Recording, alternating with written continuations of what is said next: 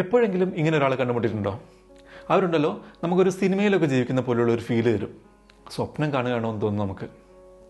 നിർത്താതെയുള്ള മെസ്സേജുകൾ, കോളുകൾ, വാഗ്ദാനങ്ങൾ, നല്ല നല്ല ഗിഫ്റ്റുകൾ, അൺലിമിറ്റഡ് ഐ ലവ് യുകൾ, നീ ഇല്ലാതെ എനിക്ക് ജീവിക്കാൻ പറ്റില്ല എന്ന ഡയലോഗുകൾ, ഇതൊക്കെ ചുരുങ്ങിയ ദിവസത്തിനുള്ളിൽ തന്നെ നടക്കും. ഇതൊക്കെ ഒരു മാജിക് പോലെ ഫീൽ ചെയ്യും. നമ്മൾ വിചാരിക്കും, എവിടെയായിരുന്നു ഇത്രയും കാലം എന്ന്. അവസാനം ഞാൻ എൻ്റെ സോൾമേറ്റിനെ കണ്ടുമുട്ടിയെന്ന് തോന്നുന്നു നമുക്ക്. പക്ഷേ ആ സന്തോഷം അധികകാലം നീണ്ടു നിൽക്കില്ല. ഒരു ദിവസം അവർ അപ്രത്യക്ഷമാകും. അന്ന് നിങ്ങൾ തിരിച്ചറിയും അത് പ്രണയമായിരുന്നില്ല എന്ന്. പിന്നെന്തായിരുന്നു അത്? കുറച്ചുകൂടി ഡാർക്കായ സംഭവമാണ്, സീരിയസ് ആയതാണ്. അതാണ് ലവ് ബോംബിങ്. അതിനെപ്പറ്റിയാണ് ഈ വീഡിയോയിൽ പറയാൻ പോകുന്നത്. നിങ്ങൾ ഒരിക്കലെങ്കിലും ഈ അവസ്ഥയിലൂടെ പോയിട്ടുണ്ടെങ്കിൽ, അല്ലെങ്കിൽ ഇപ്പോൾ പോയിക്കൊണ്ടിരിക്കുന്നത് ലവ് ബോംബിങ് ആണോ എന്നറിയണമെങ്കിൽ വീഡിയോ അവസാനം വരെ കാണുക. ലവ് ബോംബിങ് എന്താണെന്നും എങ്ങനെ തിരിച്ചറിയാമെന്നും അതിൽ നിന്ന് എങ്ങനെ റിക്കവർ ചെയ്യാമെന്നുമാണ് ഈ വീഡിയോയിൽ പറയാൻ പോകുന്നത്. ഈ വിഷയം നിങ്ങൾക്ക് ഇഷ്ടപ്പെട്ടെങ്കിൽ വീഡിയോക്ക് ഒരു ലൈക്ക് ഇട്ടാൽ നമുക്ക് വീഡിയോ സ്റ്റാർട്ട് ചെയ്യാം. ഇട്ടോ? Thank you. ശരിക്കും എന്താണ് ലവ് ബോംബിങ് അഥവാ പ്രണയ ബോംബിങ് എന്ന് പറയുന്നത്? ഒരിക്കലും അത് പ്രണയമല്ല. നമ്മൾ ആടിൻ്റെ വേഷം കെട്ടി ചെന്നായി എന്നൊക്കെ പറയുന്ന പോലെ സ്നേഹത്തിൻ്റെ വേഷം കെട്ടിയ നിയന്ത്രണമാണ് ലവ് ബോംബിങ്. നിങ്ങൾക്ക് ആരെങ്കിലും വളരെ പെട്ടെന്ന് തന്നെ ഒരുപാട് തന്നാൽ, അത് ചിലപ്പോൾ കോംപ്ലിമെൻറ്റ്സ് ആവാം, ഗിഫ്റ്റുകളാവാം, എപ്പോഴുള്ള അവരുടെ ശ്രദ്ധയാവാം, ജീവിതാവസാനം വരെ എന്ന വാഗ്ദാനങ്ങളാവാം. അതൊക്കെ തന്നാൽ എല്ലായ്പ്പോഴും അത് യഥാർത്ഥ സ്നേഹം ആയിക്കൊള്ളണമെന്നില്ല. അവരുടെ ആവശ്യം, അവരെ നിങ്ങൾക്ക് ആവശ്യമാണെന്ന തോന്നൽ നിങ്ങളിൽ ഉണ്ടാക്കുക എന്നതാണ്. നിങ്ങളെ അവരുടെ സ്വാധീന വലയത്തിൽ ആക്കുക എന്നാണ്. മനഃശാസ്ത്രജ്ഞന്മാർ ഇതിനെ മാനിപ്പുലേറ്റീവ് സൈക്കിളിൻ്റെ ആദ്യ എന്നാണ് പറയുന്നത്. ആരെങ്കിലും നിങ്ങൾക്ക് വാരിക്കൊരു സ്നേഹം തരികയാണ്. ഏതുവരെയെന്നറിയോ? നിങ്ങൾ അവരുടെ കെണിയിൽ വീഴുന്നവരെ. പിന്നെ ആ സ്നേഹം അവർ പതുക്കെ നിർത്തുന്നു, അവർ അപ്രത്യക്ഷമാകുന്നു. പിന്നെ നിങ്ങൾ വല്ല മയക്കുമരുന്നിന് അടിമയായതുപോലെ അവരെ പിന്തുടരുന്നു, അവരുടെ സ്നേഹത്തിന് വേണ്ടി അവരുടെ പുറകെ നടക്കുന്നു. മറ്റൊരുത്തർ പറഞ്ഞാൽ അവരുടെ അറ്റൻഷന് വേണ്ടി നിങ്ങളെ അഡിക്റ്റഡ് ആക്കുന്നു. ആദ്യമൊക്കെ ഇതൊരു ഫെയറി ടെയിലായിട്ട് നമുക്ക് തോന്നും, സ്വപ്നമായിട്ട് തോന്നും. നിങ്ങൾ വിചാരിക്കും, അവസാനം എന്നെ മനസ്സിലാക്കുന്ന ഒരാളെ കിട്ടി എനിക്ക്. നിങ്ങൾക്ക് താല്പര്യമുള്ള കാര്യങ്ങളിലൊക്കെ അവരും താല്പര്യം കാണിക്കുന്നു. നിങ്ങളുടെ ഇഷ്ടങ്ങൾ, നിങ്ങളുടെ സ്വപ്നങ്ങൾ, എന്തിന് നിങ്ങളുടെ മുറിവുകൾ പോലും അവരുടേത് കൂടിയാണെന്ന് കൂടി അവർ നിങ്ങൾ വിശ്വസിപ്പിക്കുന്നു. നിങ്ങളുടെ പാസ്റ്റ് സ്റ്റോറിയിൽ നിങ്ങൾ വേദനിച്ചിട്ടുണ്ടെന്ന് പറഞ്ഞാലും അവർ പറയും, ഞാൻ ഒരിക്കലും നിന്നെ വേദനിപ്പിക്കില്ല എന്ന്. കേട്ടിട്ടില്ലേ? എന്നാൽ അവർ യഥാർത്ഥത്തിൽ ചെയ്യുന്നത് നിങ്ങളെ പഠിക്കുകയാണ്. നിങ്ങൾ കേൾക്കാൻ ആഗ്രഹിക്കുന്നത് കൃത്യമായി പഠിക്കുകയാണ് അവർ. എന്തിനാണെന്നറിയോ? അത് ആവശ്യം വരുന്ന സമയത്ത് തിരിച്ചു പറയാൻ വേണ്ടി, നിങ്ങൾക്കെതിരെ ഉപയോഗിക്കാൻ വേണ്ടി. അതൊരിക്കലും പ്രണയമല്ല, ഒരു സ്ട്രാറ്റജിയാണ്, തന്ത്രമാണ്. നിങ്ങൾ അവരെ മുഴുവനായും വിശ്വസിക്കാൻ തുടങ്ങിയാൽ, അവരെ കെണിയിൽ വീണാൽ, പിന്നെ അവർ ബോംബിങ് നിർത്തും. പെട്ടെന്ന് അവർ ബിസി ആവാൻ തുടങ്ങും. മെസ്സേജുകൾക്ക് റിപ്ലൈ എടുക്കാൻ കുറേ ടൈം എടുക്കും. റിപ്ലൈ ചെയ്യണേ തന്നെ കെ എന്നൊക്കെ. വിളിച്ചാൽ ആൻസർ ചെയ്യില്ല, ചോദിച്ചാൽ ബിസിയാണെന്ന് പറയും. അവസാനം നിങ്ങളാണ് പ്രശ്നമെന്ന് അവർ നിങ്ങളെ തോന്നിപ്പിക്കാൻ തുടങ്ങും. അപ്പോഴാണ് കൺഫ്യൂഷൻ തുടങ്ങുന്നത്. നിങ്ങൾ എത്ര ആലോചിച്ചാലും ഒരു ഐഡിയയും കിട്ടില്ല നിങ്ങൾ എന്ത് തെറ്റാണ് ചെയ്തതെന്ന്. സത്യം പറഞ്ഞാൽ നിങ്ങൾ ഒരു തെറ്റും ചെയ്തിട്ടില്ല. നിങ്ങൾ സിമ്പിളായിട്ട് ഒരു ഇമോഷണൽ മാനിപ്പുലേഷൻ്റെ, വൈകാരിക കൃത്രിമത്വത്തിൻ്റെ ഇരയായതാണ്. സൈക്കോളജിസ്റ്റുകൾ പറയുന്നത് ലവ് ബോംബിങ് സാധാരണയായി ഒരു സൈക്കിൾ ഫോളോ ചെയ്യുന്നുണ്ട്. ആ സൈക്കിളുകളാണ് ഐഡിയലൈസ്, ഡീവാല്യൂ, ഡിസ്കാർഡ്. ഓരോന്ന് എന്താണെന്ന് നോക്കാം നമുക്ക്. ആദ്യത്തേതാണ് ഐഡിയലൈസ്, ആദർശവൽക്കരിക്കുക. എന്ന് പറഞ്ഞാൽ അവർ നിങ്ങളെ പൂർണ്ണതയുള്ളവരായി തോന്നിപ്പിക്കുന്നു.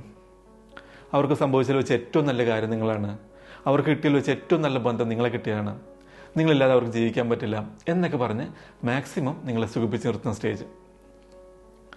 പിന്നെ രണ്ടാമത്തെ സ്റ്റേജ് ഡീവാല്യൂ, വില കുറയ്ക്കുന്ന സ്റ്റേജ്. സാവധാനം അവർ നിങ്ങളെ ഓരോ കാര്യത്തിന് കുറ്റപ്പെടുത്താൻ തുടങ്ങുന്നു, വിമർശിക്കാൻ തുടങ്ങുന്നു. അവർ നിങ്ങളോട് പറയും, നീ ആകെ മാറി, പഴയതുപോലെ ഒന്നുമല്ല നീ അല്ലെങ്കിൽ നീ ഭയങ്കര സെൻസിറ്റീവാണ് എന്നൊക്കെ.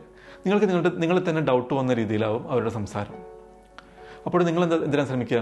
ആ പഴയ നിങ്ങളെ ശ്വാസം മുട്ടിച്ചിരുന്ന വ്യക്തിയെ തിരികെ കിട്ടാൻ. അപ്പോഴേക്കും മൂന്നാമത്തെ സ്റ്റേജ് എത്തും, ഡിസ്കാർഡ്, നിരസിക്കൽ. അവസാനം ഒരു സുപ്രഭാതത്തിൽ അവർ പോകുന്നു, ഒരു റിഗ്രറ്റും ഇല്ലാതെ, ഒരു കുറ്റബോധവും ഇല്ലാതെ. നിങ്ങളോ ആകെ തകർന്ന് കൺഫ്യൂസ്ഡായി, എല്ലാറ്റിനും മേലെ ഒരു വിലയില്ലാത്തവളായി അല്ലെങ്കിൽ വിലയില്ലാത്തവനായി നിങ്ങൾക്ക് തോന്നും. ഇത് കേൾക്കുന്ന ചിലരെങ്കിലും ഈ അവസ്ഥ അനുഭവിച്ചിട്ടുണ്ടാകും. സത്യം പറഞ്ഞാൽ അതൊരിക്കലും നിങ്ങളെ തെറ്റായിരുന്നില്ല. നിങ്ങൾ സ്വർഗമാണെന്ന് തെറ്റിദ്ധരിച്ചിരുന്ന പ്രണയം ഒരിക്കലും യഥാർത്ഥ പ്രണയമായിരുന്നില്ല. അത് മോഹത്തിൻ്റെ വേഷം കെട്ടിയ മാനിപ്പുലേഷനായിരുന്നു. ഇനി ആളുകൾ ലവ് ബോംബേഴ്സിൻ്റെ കെണിയിൽ വീഴാനുള്ള കാരണങ്ങൾ എന്താണെന്ന് നോക്കാം. സാധാരണയായി ലവ് ബോംബിങ് ചെയ്യുന്ന ആരാണെന്നറിയോ? നാർസിസ്റ്റുകളും ആഴത്തിൽ അരക്ഷിതാവസ്ഥ അനുഭവിക്കുന്നവരുമാണ്. അവർക്ക് എങ്ങനെ സ്നേഹിക്കണം, എങ്ങനെ പ്രണയിക്കണം എന്നൊന്നും അറിയില്ല. അവർക്കറിയുന്നത് എങ്ങനെ കൺട്രോൾ ചെയ്യണമെന്നാണ്, എങ്ങനെ ഒരാളെ നിയന്ത്രിച്ച് നിർത്തണമെന്നാണ്. ഇനി അവർക്ക് വീഴുന്ന ആൾക്കാർ എങ്ങനെയുള്ളവരാണെന്നറിയോ?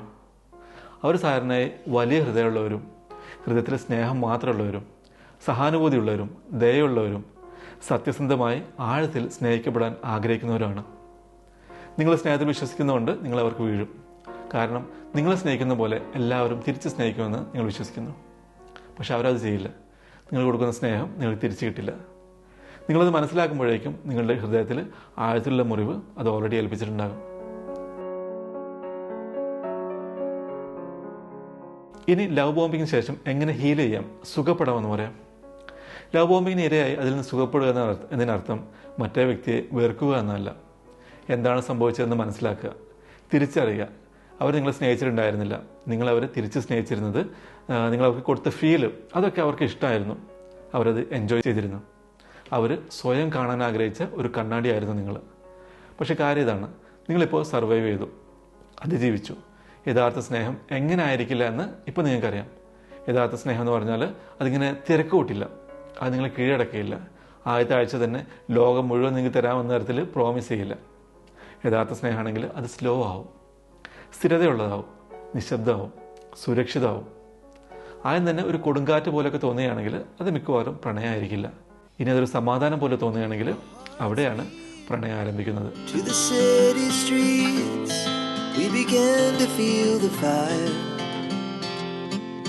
അപ്പോൾ ആരെങ്കിലും നിങ്ങളുടെ ലൈഫിലേക്ക് പെട്ടെന്ന് കടന്നു വന്നിട്ട് ഒരു സിനിമയിൽ ജീവിക്കുന്ന പോലെ ഒരു ഫീല് നിങ്ങൾക്ക് തരികയാണെങ്കിൽ ഒന്ന് നിർത്തുക, നിരീക്ഷിക്കുക, എന്നിട്ട് സ്വയം ചോദിക്കുക, ഇത് ശരിക്കും ലവ് ആണോ അല്ലെങ്കിൽ ലവ് ബോംബിംഗ് ആണോ എന്ന്.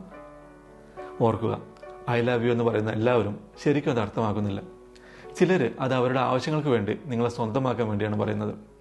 എന്നാൽ മറ്റുള്ളവർ, യഥാർത്ഥത്തിൽ നിങ്ങളെ സ്നേഹിക്കുന്നവർ, അത് നിശബ്ദമായി സ്ഥിരതയോടെ വലിയ കാട്ടിക്കൂട്ടലുകളൊന്നുമില്ലാതെ കാണിക്കും. അതാണ് നിങ്ങൾ അർഹിക്കുന്ന സ്നേഹം. പെട്ടെന്ന് കത്തുകയും ചാരമായി പോവുകയും ചെയ്യുന്ന ഒന്നല്ല, മറിച്ച് പതുക്കെ ആഴത്തിൽ മനോഹരമായി വേരുറപ്പിക്കുന്ന തരത്തിലുള്ള ഒന്ന്. അപ്പോൾ വീഡിയോ ഇഷ്ടപ്പെട്ടെങ്കിൽ ലൈക്ക് ചെയ്യുക, ഒരു ഹാർട്ട് ഇമോജി അല്ലെങ്കിൽ ലവ് എന്ന് താഴെ കമൻ്റ് ഇടുക. അത് കൂടുതൽ പേരിലേക്ക് വീഡിയോ എത്തിക്കും. നിങ്ങളുടെ അഭിപ്രായങ്ങൾ പറയുക. വീഡിയോ കേൾക്കണമെന്ന് നിങ്ങൾ ആഗ്രഹിക്കുന്ന ഒരാൾക്ക് ഷെയർ ചെയ്യുക. ചാനൽ ഇതുവരെ സബ്സ്ക്രൈബ് ചെയ്തിട്ടില്ലെങ്കിൽ ആ താഴെയുള്ള സബ്സ്ക്രൈബ് ബട്ടൺ അമർത്തുക. അപ്പോൾ അടുത്ത വീഡിയോയിൽ കാണാം. നല്ല ദിവസം നേരുന്നു.